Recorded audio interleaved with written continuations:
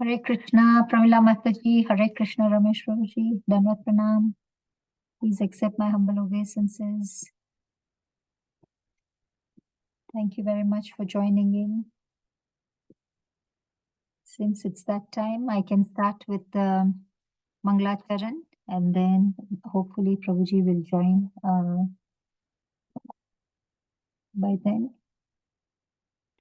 Om Ajnanatimirandasya Jnananjana Chakshurulmilitam Yena Tasmai Shri Guruve Namaha Shri Chaitanya Manobhishtam Sthapitam Yena Bhutale Swayam Rupa Kadamayam Dadati Swapadantikam Vandeham Shri Gurun Shri Yuta Padakamalam Shri Gurun Vaishnavamscha Shri Rupam Sagrajatam Sahagana Raghunatam Vitam Tam Sajivam Sadvaitam Savadutam Parijana Sahitam Krishna Chaitan Yadevam Shri Radha Krishna Padan Sahagana Lalita Shri Vishaka Vitamscha He Krishna Karuna Sindhu Dinabandhu Jagatpate Gopesha Gopika Kanta Radha Kanta Namostute Tapta Kanchana Gaurangi Radhe Vrindavaneshwari Vrishabhanu Sute Devi Pranamami Hari Priye Vanchakalpatarubhyascha Kripa Sindhu Bhaiva cha Patitanam Pavanebhyo Vaishnavibhyo Namo Namaha Shri Krishna Chaitanya Prabhu Nityananda Shri Advaita Gadadhara Srivasadi Gaura Bhaktavinda Hare Krishna Krishna Krishna Hare Hare Hare Rama Rama Rama Hare Hare Hare Krishna Prabhuji Dandavat Pranam. Please accept our humble obeisances on behalf of everybody who have joined the group and are about to join. Prabhuji, Hare Krishna. because it was Ram Navami this week, so this whole week we are discussing Sri Ram's pastimes. So that's why I gave you the verses, but it's entirely up to you how you want to do it. So I hand over to you, Prabhuji. Hare Krishna. Yes. Could you allow me to share the screen so I can bring up the verse? Sure, Prabhuji. There you go. Thank you. Okay. So Hare Krishna, everyone. Just open up the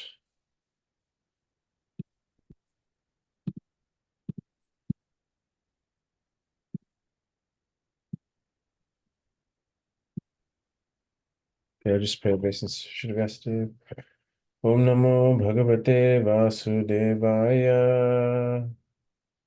Om Namo Bhagavate Vasudevaya. Om Namo Bhagavate Vasudevaya. Om Namo Bhagavate Vasudevaya. Om Namo Bhagavate Vasudevaya. Om Namo Bhagavate Vasudevaya. Okay, Hare Krishna, everyone. We will be reading from Srimad Bhagavatam, Canto 9, Chapter 10, verse 15 to 30. I'll try and do as much as I can. I'll say a little bit here and there.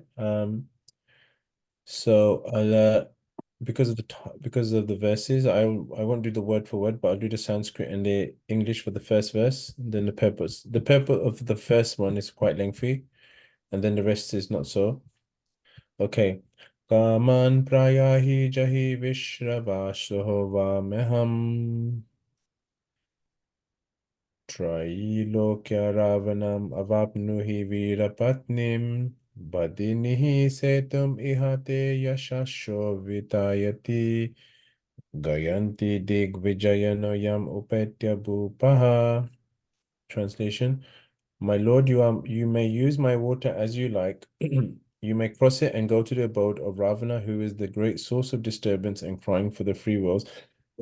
He is the son of Vishrava, but is condemned like urine. Please go and kill him, and thus regain your life, your wife Sita Devi. O great hero, although my water presents no impediment to your going to Lanka, please construct a bridge of it to spread your transcendental fame. Upon seeing this wonderful common deed of your lordship, all the great heroes and kings in the future will glorify you.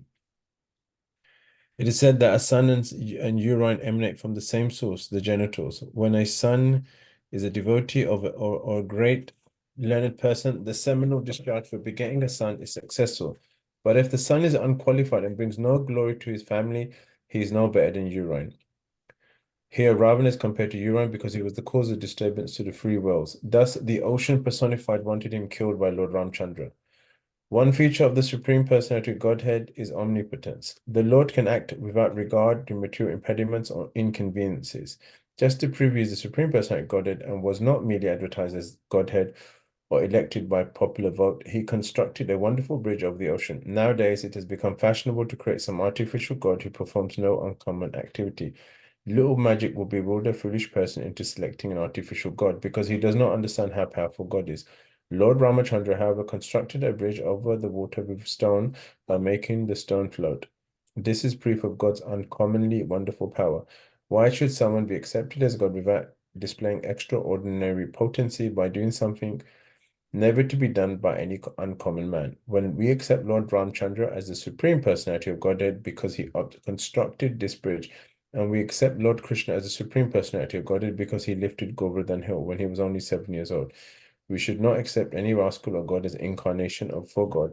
For God displays special features in his various activities. Therefore, the Lord says in Bhagavad Gita, Janma karma chame divyam evam yoveti tat pataham tyaktva deham punar janma naiti mam eti. So Arjuna, one who knows the transcendental nature of my appearance and activities does not, upon leaving the body, take his birth again in this material world, but attains my eternal body. Arjuna, the activities of the Lord are not common. They are all transcendentally wonderful and not to be performed, and not to be performed by any other living being. The symptoms of the Lord activities are all mentioned in the Shastras, and after one understands them, one can accept the Lord as he is. Okay, I'll just because I was focusing on this particular aspect, so I just want to read this one. Okay, I won't read this Sanskrit. I'll just read English. Shukadev Goswami said That is the thing about it. after constructing a bridge over the ocean by throwing into the water the peaks of mountains whose trees and other vegetation had been shaken by the hands of great monkeys, Lord Ramachandra went to Lanka to release Sita Devi from the clutches of Ravana with the direction and help of Vibhishan. Ravana's brother, the Lord, along with the monkey soldiers headed by Sugriva, Nila, and Hanuman, entered Ravana's kingdom Lanka, which had previously been burnt by Hanuman. Great mountain peaks with trees and plants were thrown into the sea by the monkey soldiers and began to float by the supreme will of the Lord. By the supreme will of the Lord, many great planets float weightlessly in space like swabs of cotton. If this is possible, why should great mountain peaks not be able to float on water? This is the omnipotence of the Supreme Personality of Godhead. He can do anything and everything he likes because he is not under control of material nature. Indeed, material nature is controlled by him. Mayadhyakshana Prakriti Suyate Sachara Charanam. Only under his direction does Prakriti or material nature work. Similar information is given in the Brahma Samhita. Yashyagnaya Brahmati Samprite Kala Chakro Govinda Mari Purusham Tamaham Bhajami, describing how material nature works. The Brahma Samhita says that the sun never moves as desired by the Supreme Personality of Godhead. Consequently, for Lord Chandra to construct a bridge of the Indian Ocean with the help of monkey soldiers who threw great mountain peaks into the water is not at all wonderful. It is wonderful only in the sense that it has kept the name and fame of Lord Ramchandra eternally celebrated. After entering Lanka, the monkey soldiers led by chiefs like Sugriv, Nila, and Hanuman occupied all the sporting houses, granaries, treasuries, palaces, doorways, city gates, assembly houses, palace frontages, and even the resting house of the pigeons. When the city's crossroads, platform flags, and golden water pots on his domes were all destroyed, the entire city of Lanka appeared like a river disturbed by a herd of elephants. Okay, I'll stop here. I'll just go back to the first two purports. I was just meditating on this. Anyway, just based on spiritual master, I'm going to remember this again. I'm going to shaka chak so then tell me and it has made sure you could have been a Mahan Nama Krishna Krishna Krishna Krishna Mati Shiv Ram Sa.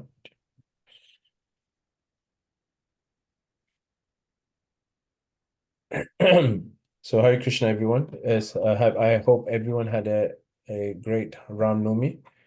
I was in India this time in on the day of the Pran Pratishtha of Lord Ram, the deity called Ram Lal, and it was like there was this huge energy of going across India, not just India but across the world, of Lord Ram finally returning to Ayodhya. And I was in Maipur at the time, and because Bengal is people mostly worship Lord Krishna or they worship the Shakti forms. Lord Ram is not really a predominant deity, but even there, everyone was chanting Jai Shri Ram, the devotees, the shop, the residents, and even in South India. So it was so amazing to see like this new energy had come over India. And when I was in Jaipur, from there I went to Jaipur to have darshan of the different original deities of Vrindavan. I remember going into all the different shops because I was just doing some shopping with my wife, and everyone was playing bhajans in like Western shops such as Levi's or Superdry, all these big brand stores. They was playing these Lord Ram bhajans, and all the workers there who were Hindu, they had this saffron tilak on, and and everyone was just talking about it. And I also saw a student in Leicester. He was getting, I think it was Leicester or London, I can't remember, but he was going up for his graduation ceremony where you shake hands with the professor, with the dean of the school and the other professors. And when he received his certificate, he turned to the crowd and said, Jai Shri Ram. And I don't think anyone's ever done that in the Western world, from what I know. And it was such a proud moment because someone who didn't really grew up in England, didn't really understand what the politicians and what the devotees had to go through to get this temple back. So it was a momentous occasion that Lord Ram had come back, and I couldn't help but feeling like even a little bit emotional thinking about it because growing up in London, like even though I knew about Lord Krishna, I didn't know about Lord Chaitanya Mahaprabhu, but that I heard about later on. But even Lord Ram was very prominent in my household because I'm North Indian. I'm from Rajasthan originally. We were very much into Lord Ram worship. And even to this day, when we meet members of our family, we will say Jai Shri Ram to greet each other. We do not, like we wouldn't say Jai Shri Krishna because that was more Gujarati thing in England. But we would say Lord Shri Ram's name.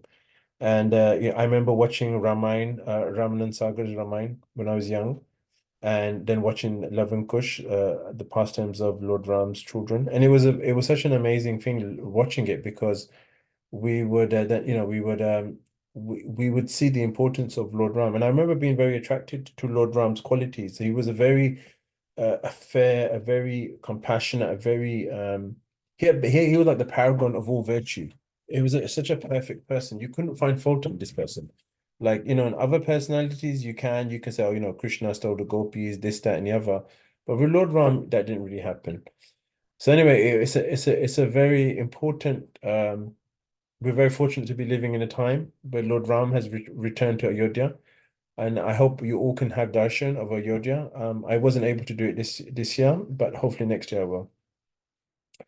So I want to speak about just some aspects. I mean, so when you're discussing the Lord, when you discuss his qualities, there are innumerable. In fact, Anantashesh, who is also Vishnu Tattva, he's also God. It's explained in the Bhagavatam that he is chanting the glories of Lord Krishna, and he can't come to an end or to a conclusion of chanting Lord Krishna's glories. It's unlimited. He couldn't come to an end, and he's God. So even one quality of Lord Ram or quality of the Lord is impossible to totally exhaust. You can speak forever and forever and forever. So it cannot be done. So I will just kind of speak on some qualities, and hopefully some of you may hopefully can share your realization as well at the end. So in the source, the textbook for Ramayana is written by a sage called Valmiki. And Valmiki was a great sage who wrote the Ramayana, and it's explained at the beginning of this text that Valmiki asks Narada Muni. He says, "Is there any ideal person endowed with all good qualities?" So, and he gave some examples. He said he's the most learned, he's attractive, so he basically lists all his bodily qualities. And Narada Muni says so he basically says that he goes through 15 qualities. I apologize. So Narada Muni, being very happy by this, says there is such a person. His name is Lord Ram, and he is a descendant of King Ikshvaku. He's living to this day, right now in India. Yes, well, in Bharat. Well, Bharat was the whole world. He's present right now. And then he lists 67 qualities of Lord Ram. Now, like I explained, the Lord, the Supreme Lord, is unlimited in all qualities. We cannot come to an end of those, in a conclusion in describing Lord Ram's qualities. I gave the example of Anantashesh. Now, in scripture, sometimes, we sometimes see that great sages or great personalities, they will pick out chief qualities of the Lord. That doesn't mean that other qualities are inferior or they're not important. They are important, but there are certain chief qualities that the Lord is known by for that particular pastime. So Lord Ram, he demonstrates through his words, actions, his personality, and his thinking process, the ideal qualities a human being should have, especially a king. So when the Lord comes, he comes in specific species. All right. We know he comes as a tortoise, he comes as the fish avatar, Matsya, he comes as the boar incarnation, he comes as the lion incarnation, and there's many more we don't know about. But he comes in unlimited. He comes in a species, and he generally conforms to that species, how that species acts. But then he demonstrates his godly qualities in those species. So because he came as Lord Ram, he basically wanted to demonstrate how every human being should act in the material world. Now, it doesn't mean when I'm talking about ideal qualities, I'm not talking about him killing demons or doing all this magic, all this showing his potencies of a Godhead. It's talking about qualities that every human being should have. So Lord Ram is known as Maryad Purushottam. Maryad means etiquette. Purushottam means the topmost person. So Lord Ram, being the Supreme Lord, showed as the Supreme Person the etiquette for an ideal king, an ideal human being to have. So in the Nectar Devotion, Rupa Goswami writes that Utsaha Nishchayat Dharyat. And he said these are very important qualities for one to progress in devotional service. He says that Utsaha is enthusiasm. If we don't have enthusiasm for something, then our focus, our passion will go away, and we will just become dry. We will become stale. The second quality, he says Nishchaya. He says determination. We have to be very determined in devotional service. No matter what, we're going to keep going. And the third quality he said Dharyat. Dharyat means patience.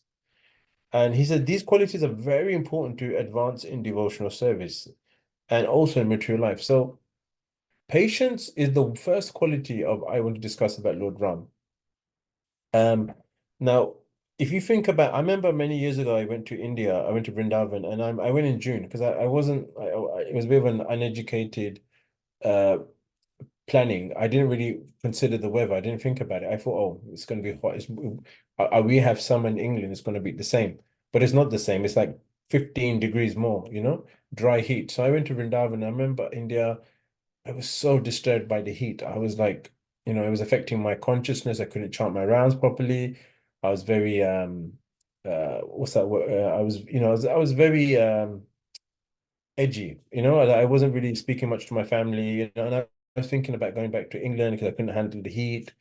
So I went to Vrindavan, and I didn't last long in Vrindavan because I was quite young, but and I wasn't so trained. But and the last time I met one Prabhupada disciple who was distributing books outside, and she said, and I told her my predicament, and she said to me, being in India makes you patient and tolerant.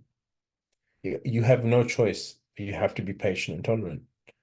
And it really hit me, because I'd heard of these things before in Krishna consciousness and life, but it really for me, it forces you to be tolerant. It forces you to be patient.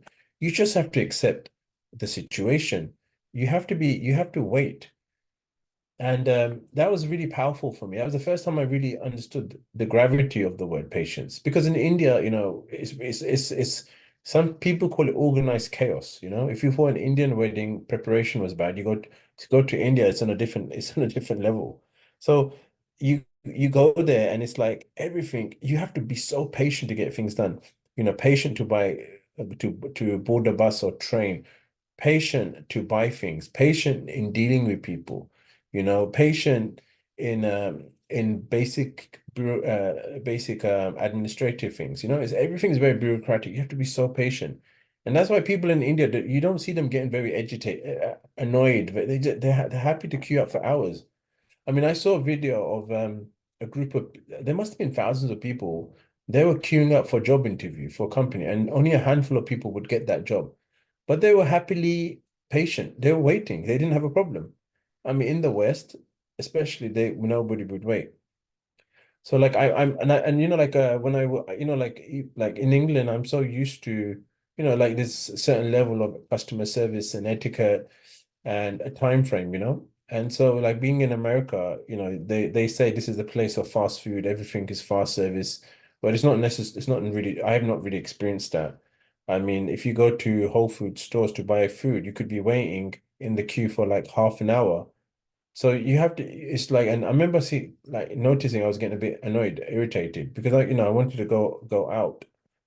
But I started meditating on this that, if I'm irritated here, if I can't be patient, how am I gonna, tolerate the material world? Because the material world is a place of suffering and everything's temporary. So we have to cultivate this. So anyway, so Lord Ram, he's very patient and he demonstrates it to this incredible degree. He has patience and fortitude, and Srila Prabhupada explains in the Bhagavad Gita, I believe it's 1034. He says, I'm just gonna read it. He says that when one is fully qualified, he becomes humble and gentle, and is able to keep one's balance and equanimity in the midst of sorrow or ecstasy. And then Srila Prabhupada says, this is the quality of patience. This is an opulence. So if you're patient, you become humble, you become gentle, you can keep balance and keep your in the midst of sorrow and ecstasy. And Prabhupada said this is opulence. Now we sometimes think opulence refers to material possessions, having money, having jewelry, having properties, having cars, having clothes, having watches. But those things can go anytime. But having that internal opulence of patience, that is a wonderful quality. If you're patient, you can tolerate so much. I mean, being a parent is such a hard job. You have to be patient. You have to be, if the mother forces the child to, conform, like i.e., they instead of waiting the right natural time for a child to start walking, and they're forcing him, it's going to damage the child's development. But if they're patient and let nature take its course, it's going to work. The child will naturally learn how to walk. So it's such an important quality, and we underestimate it, to be patient. So one pastime I was thinking about in the Ramayana was when Lord Ram, he appeared on the southern ocean of India, and he came with the Vanara soldiers, the monkey soldiers. Now, they're not technically monkeys; they're like celestial beings, and they were endowed with many good qualities. But I mean, Vanra, they're not really monkeys, so we have to be very careful there. But it was very interesting that Lord Ram came, he came with his army, and they couldn't cross the ocean. And Lanka at that time, you know, they said it was about 800 miles away from the coast of India. Excuse me. Bless. Hare Krishna. And they couldn't cross it. So Lord Ram, very respectfully, in a very cultured way, asked the god of the ocean, Varuna Dev, to please give them passage through the ocean because they couldn't cross. Obviously, Lord Ram is the supreme personality Godhead, full of all opulences. He can do what he wants. He can, by his mystic potency, he can, make a path for the ocean. But he was acting as the ideal king. He wanted to show what to do in such circumstance. So then there was no response. So what did Lord Ram do? Lord Ram, according to Valmiki Ramayana, he sat down for 3 days and nights in full meditation. Now imagine, uh, he's got his soldiers with him. He's got his who are very, they're very, passionate. They want to go to war. They want to rescue Sita Devi. They want to kill Ravan and his people. But Lord Ram, he was very he even though it was a very urgent situation, he just sat down in meditation and with prayer because he patiently wanted to give the proper time and respect to Lord Varunadev to appear. Now, after 3 days, Varunadev still did not appear. Then Lord Ram picked up his bow and he shot an arrow into the ocean. And this arrow was so powerful that it agitated the oceans, all the living entities living within it. So then Varuna was forced to come and beg for forgiveness. And he said, Lord Ram, whatever your wishes, I will do. So then Varuna said, if any of your followers writes your name on a rock, and then I will ensure that rock does not sink. So even to this day, if you go to that place, it's Rameshwaram, you'll see that rocks in that area, they do not sink on the ocean. I've not been there, but I've seen video clips and I've seen people who've been there. It's a very, very special place. And that bridge that was built by Lord Ram, the Ram Setu Bridge, is still there to this day. You can see it actually from space with satellite imaging. And it's such an amazing thing. It's like archaeological evidence from millions of years ago that's still intact. So anyway, so Lord Ram, he was so patient that and it's interesting how patience is like we have to think of the situation. Now he's a Kshatriya. He displayed a certain level of patience, but then after 3 days he got up and he was like, okay, now I'm going to punish Varuna because his wife had been kidnapped. So for a Kshatriya, patient when there's an urgent situation, a Kshatriya's patience is very different from the patience of a Brahmana, because a Brahmana can be patient forever. He can be tolerant forever. For a Kshatriya, he cannot be because he has social responsibility, he has duties, he has to protect dharma. And it was a very urgent situation because Sita Devi would have been killed by Ravana because Ravana gave her 1 year to accept him, otherwise he's going to kill her. So then it was such an urgent situation. So then Ram had to, he could have meditated and prayed forever because that's his quality. But because it was an urgent situation and he was playing the role of a Kshatriya, he he got up and he basically threatened Varuna. And Varuna came. So how these qualities, especially patience, is applied, it depends on the varna and the ashram of the person, especially and the social circumstance. So we have to be very careful. We can't be like when it says we have to follow the Lord, it doesn't mean we always follow his actions. We can't follow his actions, but we can follow his words. We can learn from the behavior. So Narada Muni, he says that Lord Ram is compared to the Himalaya mountains in terms of fortitude and patience. So, Lord Ram, he happily, and if you look at his life, he was a king. He was born in royalty. He had everything he wanted. Loving father, three loving mothers. He had his brothers, Shatrughan, Bharat, and Lakshman. They all were friends, very dear friends. And due to KK and being influenced by Mantra, she basically said, I want my son to be king, and I want you to send Lord Ram into Vanvas, into exile. And Dashrath, because he made a promise, he had to do that. But Lord Ram, he happily accepted this exile. Now you have to understand, you've got someone who's coming from royalty. He's got everything because he's a prince. Everything is catered for him. He goes into exile for 14 years happily. And we know from Mahabharata it was very difficult what the Pandavas went through. So he's left his kingdom. He's happily there. He's happily doing his doing his duty. They say he's wearing bark, the bark of a tree he's wearing, they're saying.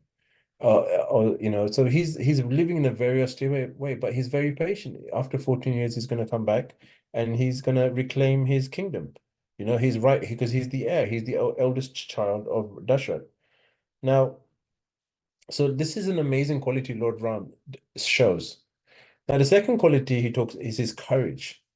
Now, Lord Ram, he's a Kshatriya, so he has to, Kshatriya means to protect. So it talks about how when Ravana's sister came to basically ask for hand in marriage of Lord Ram and Lakshman, and they said no. So then Lakshman was forced to cut off the nose and also the ears of I forgot Ravana's sister's name. Come to me. And then she went crying to her other brother who was in the forest. He sent this, according to Valmiki Ramayana, 14 to 15,000 warriors. I mean, that's a pretty, and these weren't like normal, these were demonic, these were demons in body. So they were very strong, they were very large, very horrific to look at. And, they were skilled in fighting. And Lord Ram, he wasn't scared, he easily dispatched them.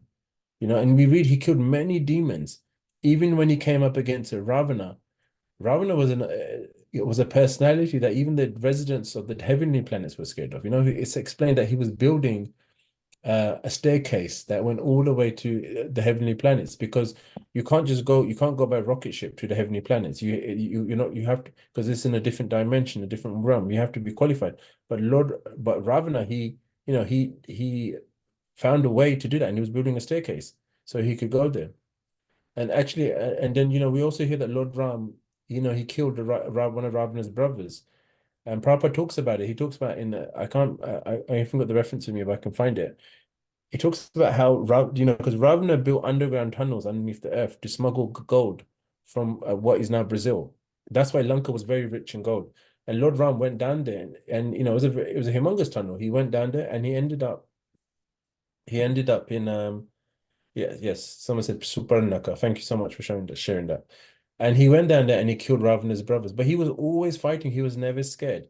He was never scared of doing the right thing. And we also, when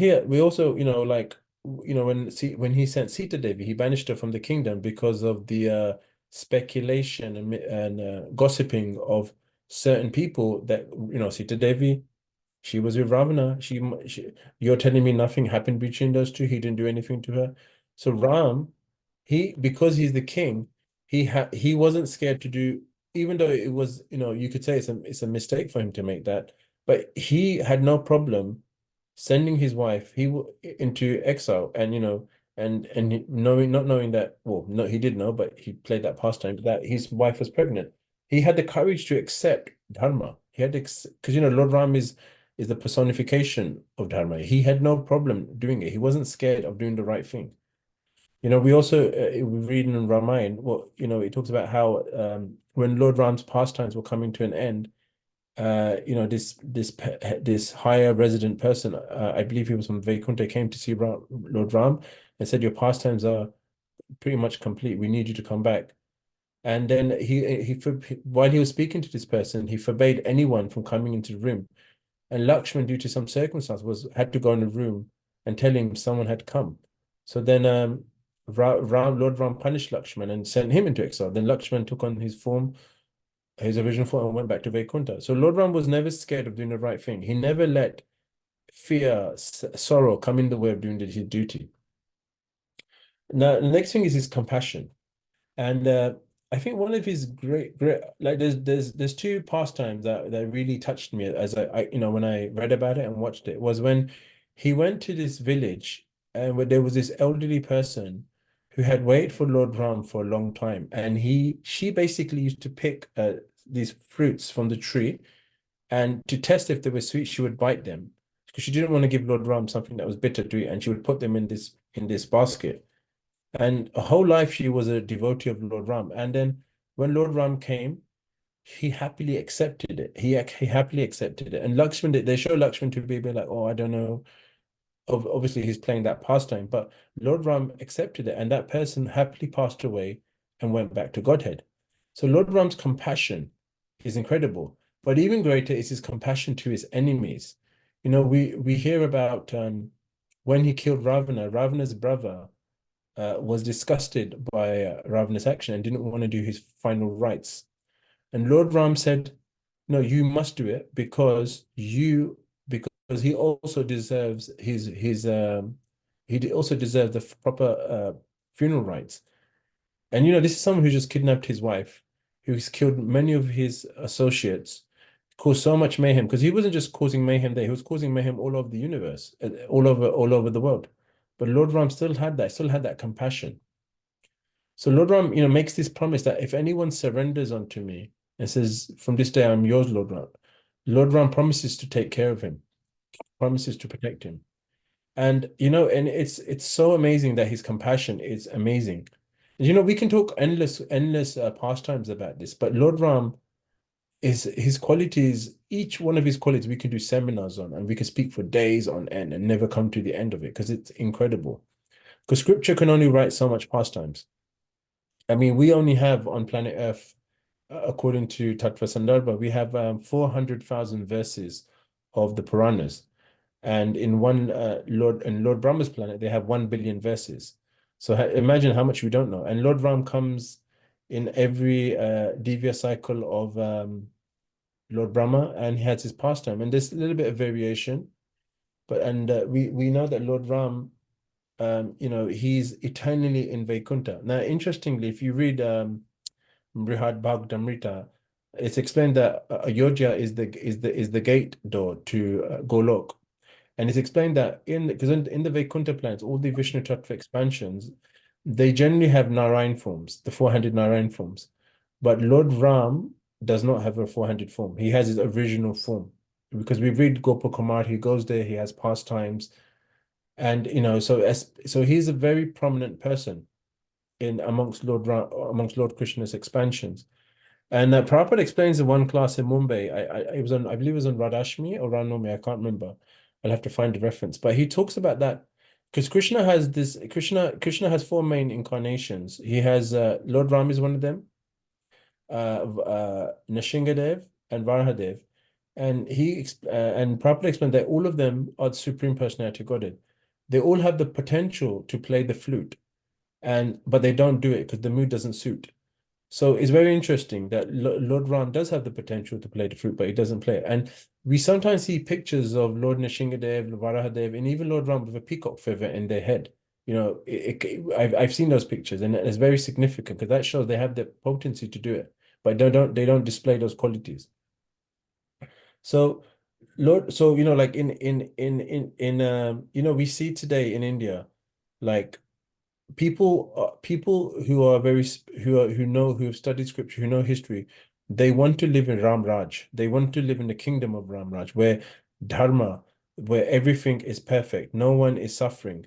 You know, no, there's prosperity. There's no one's dying prematurely. And in the Bhagavatam, it explains that when Lord Ram was there, none of these things existed. The people were happily living their lives to the full. They were prospering. There was no issue because the king makes that promise. He protects his kingdom from that. And Lord Ram, being the ideal king, he did that. So people want to live in a kingdom like that. So, you know, and I was thinking about the people, I mean, who have waited hundreds of years. General families have waited hundreds of years for Lord Ram to return to Ayodhya. And there was one lady I heard about who made a vow, I believe it was in 1992, she did a Maun Vrat. She basically vowed not to say anything until Lord Ram returned. Now imagine she didn't speak to her family, she didn't speak to her friends, to society. I mean, how did she live? You know, maybe, you know, we don't know, but and it's also when you don't speak for that long, you know, your muscles in your that, you know, in your mouth, they go weak. And so what happens is you can't speak anymore after that. So she's probably lost her ability to speak. But imagine how much patience these people had, how much devotion they had to Lord Ram, that they were willing to go through these austerities, go to jail, even be killed to bring Lord Ram there, because it wasn't for them they were doing it. They were doing it for the greater society. Because when Lord Ram comes, then it's when the Lord comes back to his home, it's auspicious for everyone. I mean, I remember in London, there was the local council and the government tried to close down the manor, Bhaktivedanta Manor, and there was a big campaign. It was a 10-year campaign. You didn't know when you were going to get kicked out the temple. And Manor in those days was not a rich temple, and they had to do protests, they had to do this. And I remember, like, I was young and I was 14, and I remember going on the protest with my family, and I remember like seeing these old ladies, these old masses, who were probably about 70 years old. They were being dragged by the police to away from the protest because they were fighting for the temple. So imagine how much courage you need to have. Imagine how much devotion you need to have. So 10 years of fighting, and they finally got the decision. And where the manor is, there's like this in greenbelt land. So it's very difficult to build anything there because the government wants to protect the countryside. So the manor had to wait nearly, had I'm like nearly like 50, 20 years, 20 years to build the Haveli that they recently built. They had to go through so much bureaucracy, so much complaint, so much paperwork, this, that, and the other to get that temple built, so that Haveli built. So as devotees, from Lord Ram, we should definitely, if we're going to learn anything, is the quality of patience. If we can be patient, then we can, we can get by in this world. We can practice bhakti and wait for our whole lives for Krishna to deliver his mercy. And there's a famous verse in the 10th canto where it says that, I'm just paraphrasing, where it says that, if one patiently performs devotional service, he becomes the rightful heir to the fruits of bhakti. So patience is important. So in the world, we want everything straight away. We don't want to wait. We get irritated, we get agitated, we get angry. And and the thing is, it's like sometimes people want things without the proper qualification, without the proper mood. Like someone who's worked hard, he's gone through school, he's worked hard in the job, he's set up a successful business, he's invested his money, he's gone through that experience where he's become mature. So then he values what money is. He's not going to spend it on a crazy shopping spree. He's going to invest it. He's going to be responsible. But then someone who's young, who suddenly gets money, you can just see them on YouTube. They all go to Miami or Dubai and they spend crazy money like crazy. They live like debauchees, very hedonistic lifestyles. And sooner or later, the money's going to go. But someone who's been patient, who's gone through the process of qualification, when he receives money, when he receives any assets, that money is going to last not just with him, but he's going to create future generational wealth. So therefore, in bhakti, we have to be patient while undergoing suffering, even if we've got terminal disease, even if we're financially struggling. If we just practice bhakti, Lord Krishna will give us their blessings and ensure we succeed on this path of bhakti. So I will stop here now. If anyone would like to share a comment or share a realization or ask a question.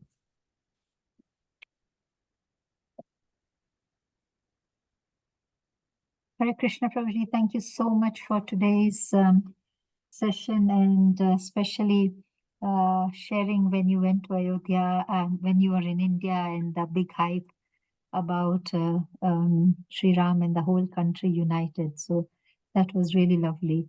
Um, uh, and then talking about patience, we all are so impatient, and like we've just started chanting and we are saying we are not seeing Krishna, we want to see Krishna. So thank you about I guess that is the flavor of this talk today, that we have to be patient in bhakti Yeah, as well. I mean, nothing comes overnight, and uh, yeah. a devotee would be very a new aspiring new devotee would be very anxious and wants to Hmm. do things fast. But thank you for highlighting the patience. Definitely, we are all Shudras. We are not Kshatriyas, so we can just sit and wait and do our sadhana till the day comes. So thank you for that reminder. Thank Um, you. any questions or comments from the group?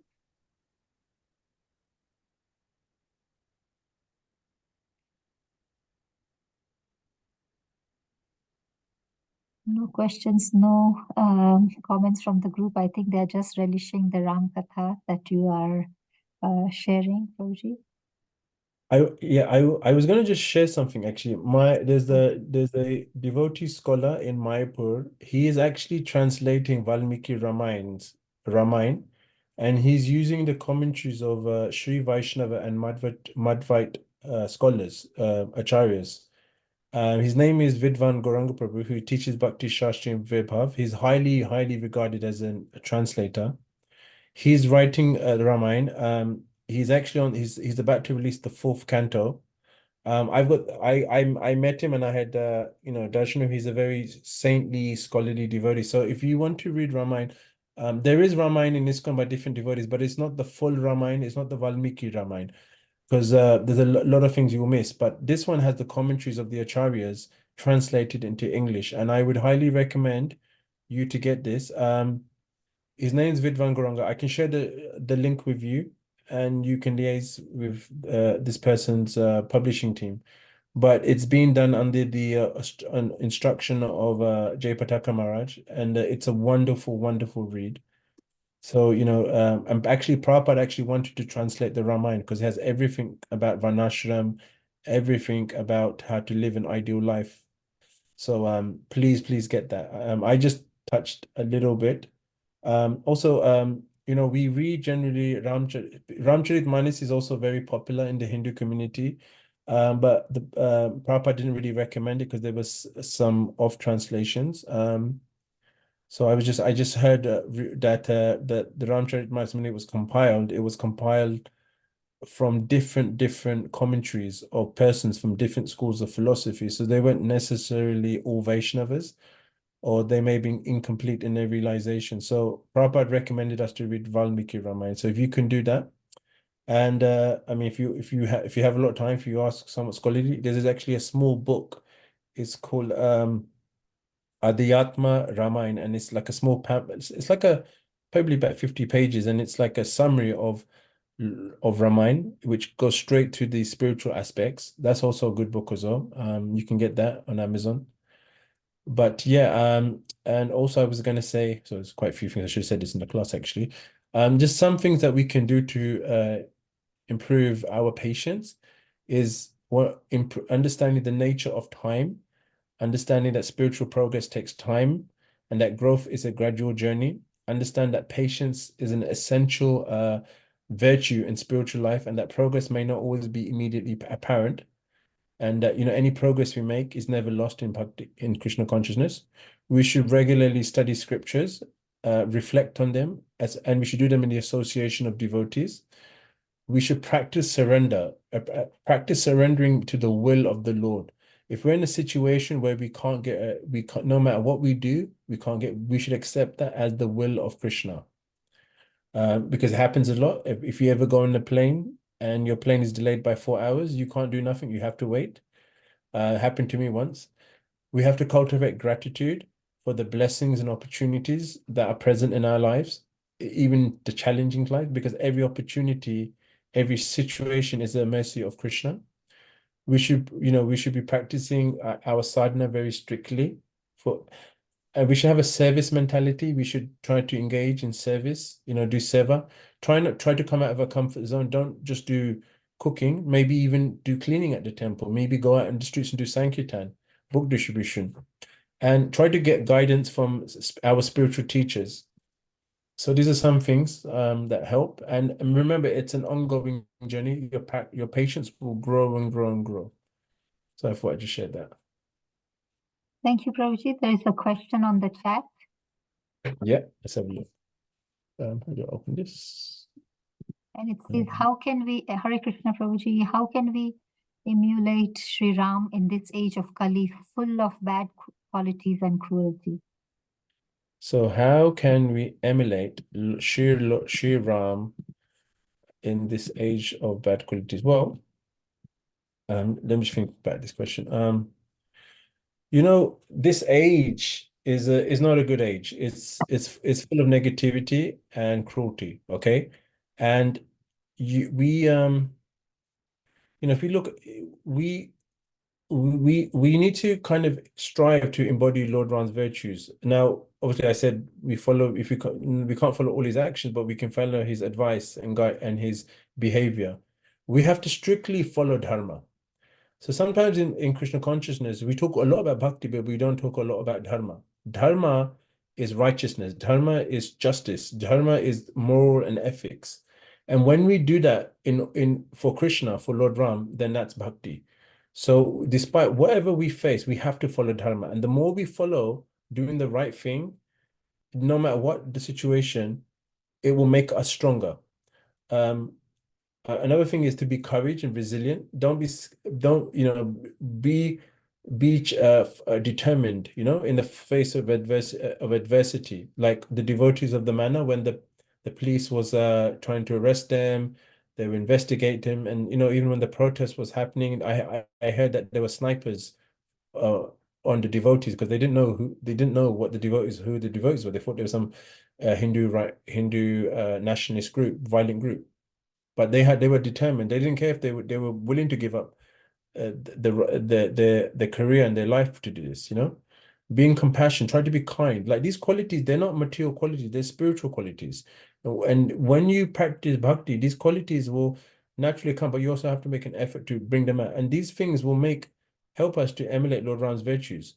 Try to forgive, try to be tolerant towards others, Try not to be judgmental. It's so easy to be judgmental. I mean, I think about how you would feel if someone did that to you. You wouldn't like it. So we should not do it to others. Try to serve others, Like one of my friends, whenever he goes to the temple, especially on festival days, instead of sitting down to have prasadam, he likes to serve people prasadam first. He said it because he said to me afterwards the prasadam tastes better. And I remember doing that with him. And after a long journey from London to Hungary, because I went to New Rajadam and I was exhausted and I was tired and I wanted to eat something. Then I did that and it felt so good. I felt so purified. And like we have to always remind ourselves of this process of bhakti because it's not that one day we read it and we forget about it. So Prabhupada said we should read his books daily because it's not just theoretical. It's actually vijnana. It's actually purifying our intelligence. So we choose Krishna over Maya every time. So Shivramaj says that 1 hour reading Krishna conscious books, Prabhupada books, is just to stay alive in Krishna conscious. That's not to make advancement. That's just to stay on the periphery of Krishna consciousness. So you have to read, listen to lectures, so your intelligence is always there. Otherwise, you'll find that if you're not doing that, you're not going to get the spiritual intelligence. You may chant your rounds, you may go to the temple, but you have to read. You have to purify your intelligence because we're not that intelligent, we're not that qualified. So we need all these different things. And Prabhupada has given us the perfect program to do all this. And if we do that, then we can't go wrong. Now, I live in New York City. I moved from London, and like I'm even finding it a bit difficult here because I'm used to London because everything in England is much more organized, especially the manor. I had a massive, massive community. I was part of the Pandava Center, regular sanghas, going to temple, everything was there for me. Now, since coming to America, it's been a huge culture shock because there are devotees here, but the setup is not the same. So I've tried to keep myself spirit Krishna conscious. I try to read, I try to listen to lectures, if not every day, every other day. And I'm always in contact with devotees. So if you're far away from the temple, you should try to do it something, And in every circumstance, you can preach Krishna consciousness. And as it says in the scriptures that if you think of the Lord, the Lord, his some of his qualities will rub off on you. So that's very powerful as well. Like I remember actually it was on I'm trying to remember on Ram Nomi, I was hearing Bhakti Rasamrita Maji's class on Lord Ram, and he was speaking about him in such a beautiful way. And I was like immediately affected by Maharaj's his personality, his character, because when you associate with devotees, it affects you. And then also by hearing the class about Lord Ram. So, these things are all there, but it's a very simple process. And to make advancement, to take on these qualities and to maintain them, everything is very simple, and Prabhupada's given that in his books, and we just have to read it. I hope that answers the question.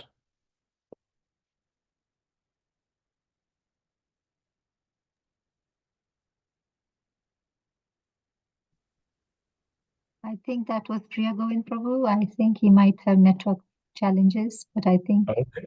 he, he, I hope Yeah. his question was answered.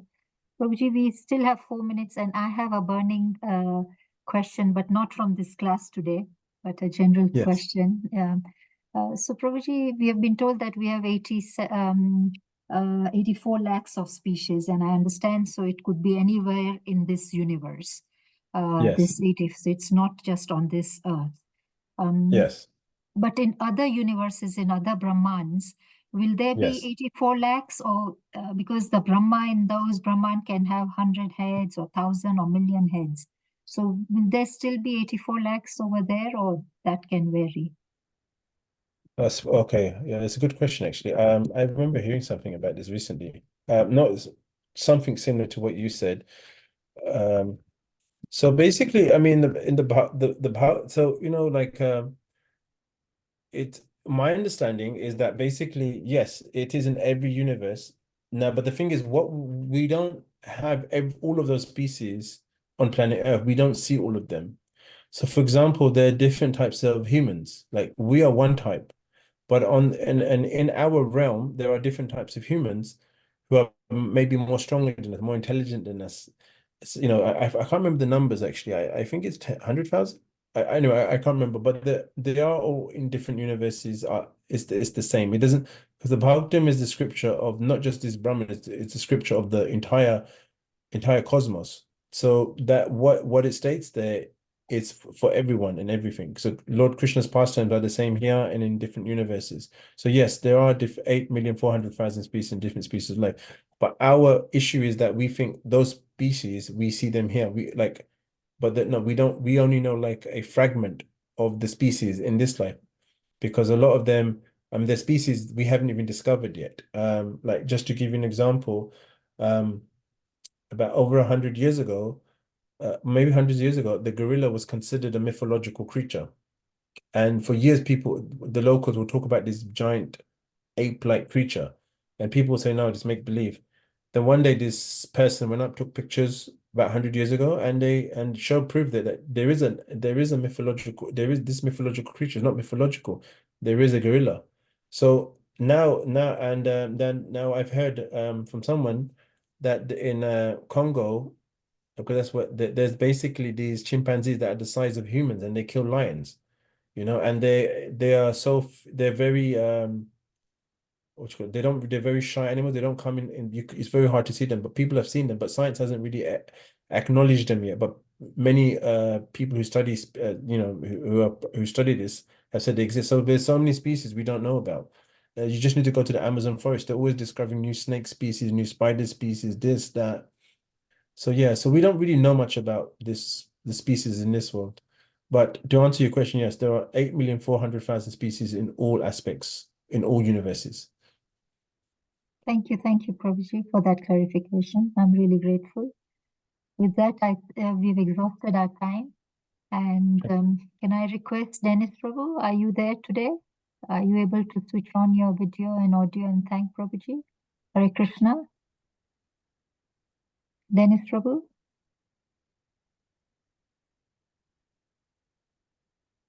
Can you unmute? I don't know. Hare Krishna? Hare Krishna, Prabhuji. Hare Krishna? Hare Krishna. Thank you, Prabhu Damesh Teji, for that auspicious talk on the Ramayana.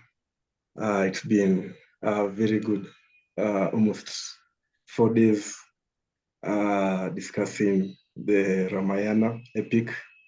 It's been very auspicious, and thank you very much for that talk.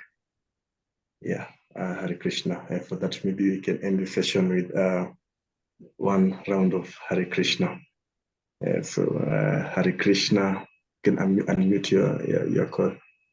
Hare Krishna, Krishna Krishna, Hare Hare. Krishna, Hare Hare, Hare Rama, Rama Rama, Hare Hare. His Grace Dharmesh Teji Prabhuji ki jai. Pancha Karpa Taru Kripa Sindhu Bhave Vacha पतितानां पावनेभ्यो वैष्णवेभ्यो नमो नमः। श्रील प्रभुपाद की जय। Jai. ग्रंथराज Shrimad Bhagavatam की जय। Jai. Thank you Shri very Lord Ram much. ki jai. Raman ki jai. Raman Lila ki jai. Jai. Hare Krishna. Thank you so Hare much. Krishna. Thank you very much, Dennis Prabhu, for ending the session, and Priya Govind Prabhu as well. Hare Krishna. Hare Thank you, Krishna. Prabhuji. We'll see you after few more weeks. Yeah, I mean, I'll message me, and then I can maybe after July, I'll be first week of July, I'll have more flexibility in the weekdays. So but I can give a few Saturdays here and there. So it just depends because the teaching the early day when it's the class time, I'm teaching at that time. So, but please just let me know, and I'll be happy to accommodate. Thank you. Thank you so much, Prabhuji. Hare Krishna. Okay, Hare Krishna. Krishna.